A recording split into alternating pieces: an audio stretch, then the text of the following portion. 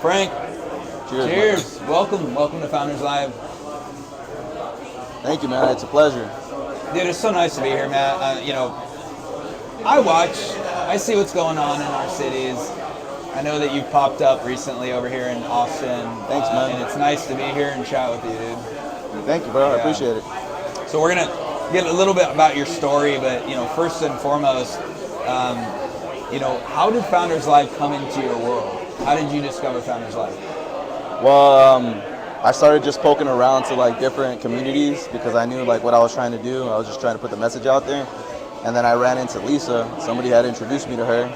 And one thing led to another, and I just got involved, and I was invited to pitch, and it just started like a whirlwind of emotions, to be honest, man, because that's first and foremost, but then a whirlwind of connections as well. Yeah. So, it was just the word of mouth, me trying to do what I'm doing, and then somebody introduced me to a good person, and that good person introduced me to that good person, which me and Lisa, and then she introduced me to what you guys are doing. Awesome. And I read up on y'all's values, and I was like, I'm digging it. Yeah. So I was like, let's see where it goes. It's so great. Yeah. In a roundabout way, you just described Founders Live. A good person introduces me to a good person. Yeah, that's cool, man. We're building great community, great people. Yeah. We're going to talk about MoneFi in a second and what you're building. I'm really excited about that. But Cool beans. walk through your pitch experience. I always like to get that from people. And how did you? It's a 99-second pitch. How did you approach when you're like, wait, time out, 99 seconds? What do you mean? How did you approach creating a really brief, strong pitch? You know what's so funny, man? I was thinking about what you were saying on stage yesterday. Yeah. Because, we had a few pitchers that went on stage, and some did good, and some had some improvement, obviously, right?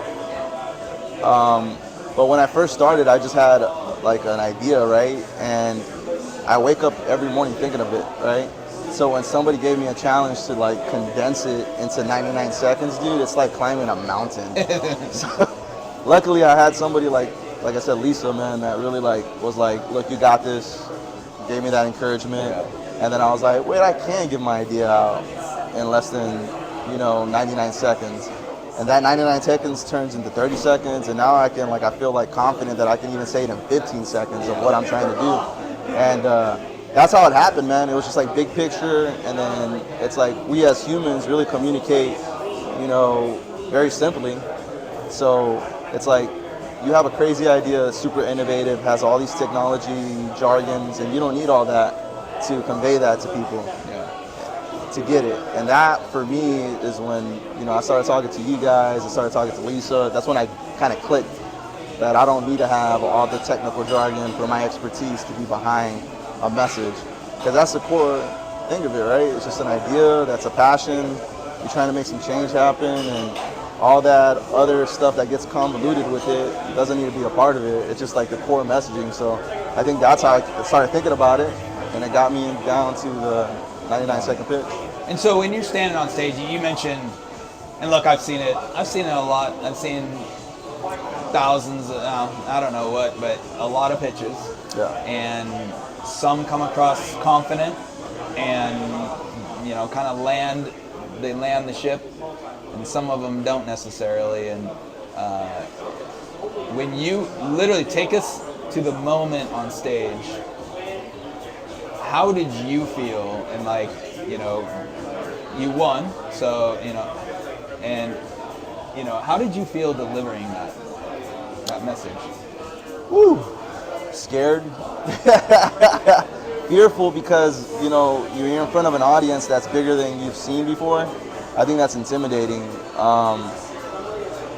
But then that confidence of the people around you, I think that for me was the biggest, that support system. I'm a big support guy. So when somebody gives it back to me, I feed off that energy. So to answer your question, it wasn't simple.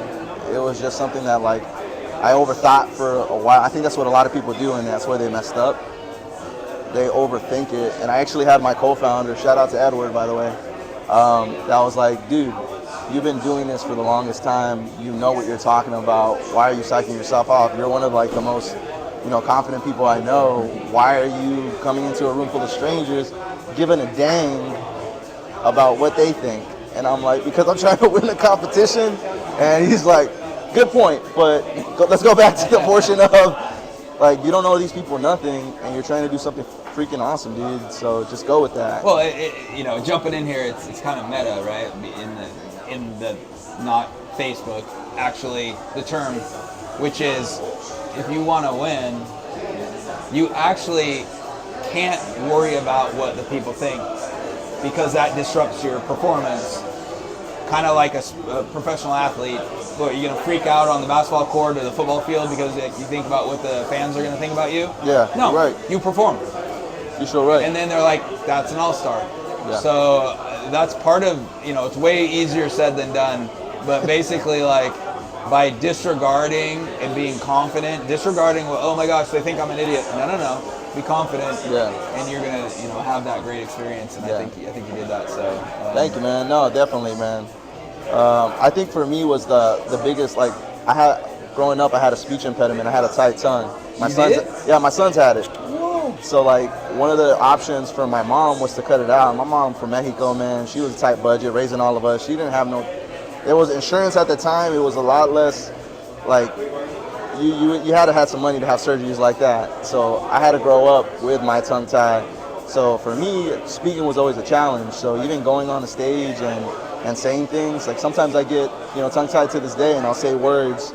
But for me, that's my win, man. I'll be like, that's my superpower. I'm like, yo, I knew nobody really can have anything on me, because I battled through that. So even that portion of it, man, it's kind of trippy, you know, because people are so well articulated, speak very well, and I'm like, worked 50 to 70 times harder to be able to have these kind of conversations. Now I've got it. We're living in Austin, Texas, dude. You're doing great, man. We got beer now, so it makes it even easier. You're doing great. Well, it's so cool. Let's jump into MoneFi. Yeah, man. What did you see in the world that needed to be changed? Damn, that's a loaded question, bro. So I started working in fintech technology, and I didn't really just start there. I had a crazy journey. I started working for Enterprise, a company that picks you up, a rental car company, right out of college. Yeah. So I took the corporate route right away. Figured out after 4 years that wasn't it, and I was living in Austin at the time, so I kept on hearing about SaaS, you know, tech, and I've always been a geek, like, growing up, dude. Like, I'm the most technical, non-technical founder that's out there, dude. Like, I build my own PC. I love all these, like, awesome. Anything that I can read about technology is pretty awesome. So I've always kept out an eye on what was happening in Austin. I just took a leap.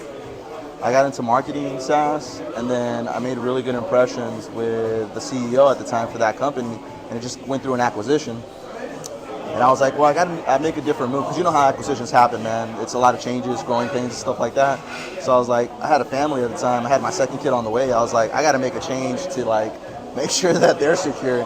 And I kept on reading about fintech. My background's in economics, and I dived into fintech through an opportunity of a CEO. His name's Mark. Shout out to Mark, by the way. And I got into one of the biggest fintech companies in the world at the time. I didn't even know. It's called Turnkey Lender. Okay. Yeah, they use AI. They were using AI before AI was a thing. Before it was a buzzword with all these LPs and GPs. It was like they were ahead of it. More of a social economical background. Can't go right too much into it, but started learning about the ins and outs of what financial institutions are looking into, and really, like, the aspect of who gets approved and who doesn't. And I saw a disparity, man. And disparity reflected my background.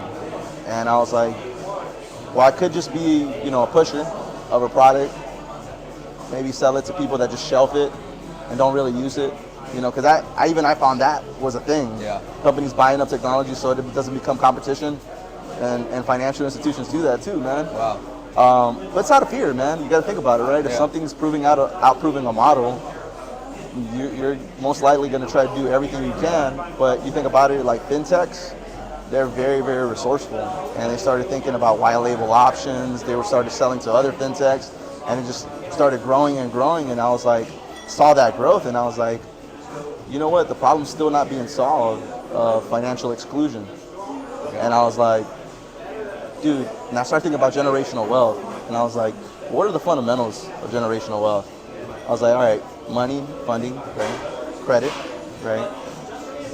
Then I started thinking about, like, okay, education. With generational wealth comes generational education. And then I was like, money movement, you know, payments, right? Like how families move money in between each other, through different means, right? Maybe life insurance, maybe bank accounts, however it may be, right? And I was like, dude, if I can come up with what I know so far with a platform that focuses on funding, education, and payments within an ecosystem for good, I may have something that can change something. That's MoneFi.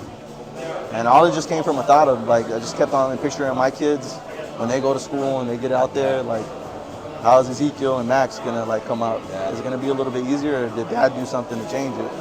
And that's like the basis of it, man. I love it. And you know, you saw something in the world that could be better. Yeah, man. And that's what we do, man. That's what we got. Founders here. We're hanging out actually and talking, and we're all like we're finding things that need to be fixed, and we're improving those things, if not totally changing it. And that's what I love I love founders about that, you know, that because I've done the same thing, you know. I would simply say, in some ways similar to you, why is it that literally around the world, why is it that like the top 1%, if not 0.5% of even entrepreneurs are getting all the opportunities? Yeah. Why? Like, no, like that's not right in my world. Yeah. You know what I mean? Well, I think about it like this, man. I mean, when you think about even credit scores, I'm not going to get into it because it gets political and then you don't want to offend anybody. But I would challenge people to, like, if you like history a little bit, do research about the foundations behind the credit scores that are established. Like, really do the research of, like, their name changes, the umbrellas that they switched over. I'm not going to name drop, but there's 3 very big ones. And figure out their statistics and look at, like, the historical data.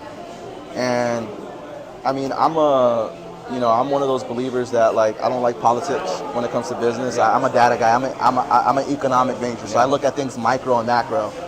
I look at data could be viewed in a way where it's, you know, you don't have to break it down. Like, I know for me, when people hear me pitch and I talk about financial inclusion and I talk about minority SMBs, look, I'm talking about all SMBs across the board. I'm not, you know, you don't think that there's white people that came from poverty and didn't have generational wealth? Yeah, I grew up with them. But there's also black and brown business owners, there's women-led businesses, the gay community, everything that's out there, man, that disproportionate people. And all I'm saying is that there's new formulas that are coming out that say, hey, if you look at this from a holistic point of view, there's more opportunities that you can give to that. And less equity for you doesn't mean, more equity for me doesn't mean less equity for you. Sure. If you think about economies of scale, it doesn't work like that. It's not a zero-sum game. We were built on the backbone of business in America. Look at COVID-19 when it happened, bro. I took offense to that most financial institutions just let those businesses go into bad debt, because that's a business in itself. Yeah. And that's a bad cycle. And look, we're hurting right now as an economy, man. And when I have that conversation, people make sense. They're like, that makes sense. And I'm like, yeah, dude, it's not just about like, look at you, bro. You're over here putting me up. I'm a brown guy, man, that's trying to come up, but you're not looking at it like that. No. You're looking at it as like, this guy got an idea that's going to make some change in the world, bro. That's how people should look at it. It is. When they look at MoneFi, they should look at it like that. It's like change for good, man. And I'm just trying to help out the financial institutions that, you know, need a little bit more deposits, need a little bit more opportunity. All I'm saying is, let's just rub together, guys. Let's figure it out together so the backbone of the economy doesn't break down, because for all that knows, if the banks go down, we go down. We don't want that. Well, man, you know, what popped to mind when you're talking about that is like finance the right way. Yeah, the way that it should be, right? Responsible. A lot of work to do, but you're on the right path, man. Thank you, man. I appreciate that, brother. I really do. Thank you, and thank you for being here. Thank you for welcoming me, and you know, obviously, like, you got Lisa here. Yeah, man. I'm happy to be here with y'all. Can I give a little bit of advice to new founders that are out there? I would love to hear your advice to new founders. Absolutely. Yo, I know that sometimes, like, fear takes the best of you, and the voices in your head sometimes keep you from making that first step. But I literally started pitching at a South by Southwest event 5 months ago, I literally got a school from that event to build my MVP for 100% zero just because I took a chance.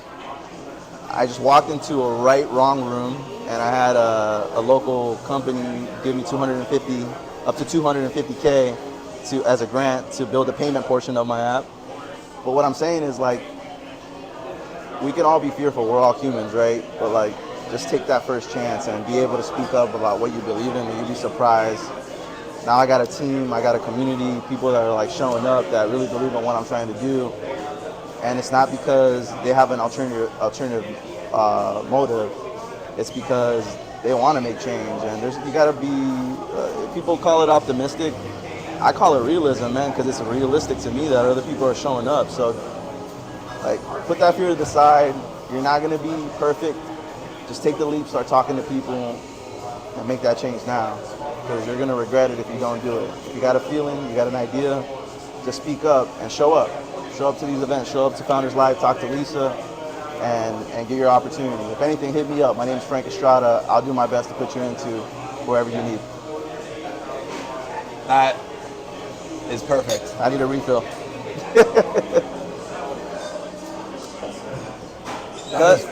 That was Was it great, good, dude? man. That was Oh, thank you, awesome. man.